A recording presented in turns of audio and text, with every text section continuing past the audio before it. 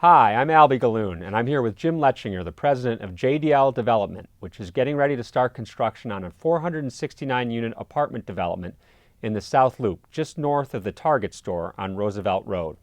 Jim, thanks for coming in today. Thank you. Nice to be here. So tell me, why the South Loop and why this particular site? The South Loop is actually comprised of a lot of different locations. I consider just north of Roosevelt Road a slightly unique area. Clark Street has been, AMLI already has a project on Clark Street, has a second one under construction around the corner from Roosevelt Collection and next to Target. It's actually an infill site at this point, which in the South Loop, a lot of sites have not been infilled, they've been pioneering. And so we're thrilled to be in a location that allows us to build a large project where we can create real density and fill in a hole that exists between Roosevelt Road and Printers Row.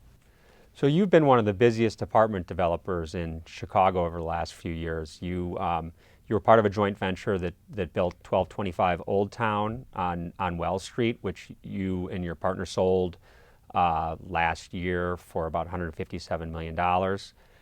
Talk about what else you're up to these days.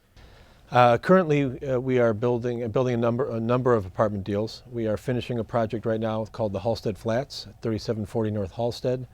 Again, similar to 1225 Old Town, where we went into what people would consider a neighborhood. We chose a spot where there has not been any development in 20, 30 years. The Halsted Flats is the first new development in Wrigleyville and Lakeview, and it was an opportunity to bring the new luxury standard to a neighborhood that is really in need of it. And now you've also got one right across the street from 1225 Old Town. Yes, we do. We have it's a 71-unit building directly across the street from 1225. But not everybody wants to live in a huge building. And this Wells Street opportunity gives us a chance to build a smaller boutique building for those people that might want something different. So apartments have been the hottest sector for developers in Chicago over the last few years. And there's some concern about overbuilding over the next 2 years, or this year and next year. We're going to have about 6,000 units added to the downtown market. Is there an imbalance there between supply and demand, and how concerned should we be about a glut? I think we're a long way from a glut.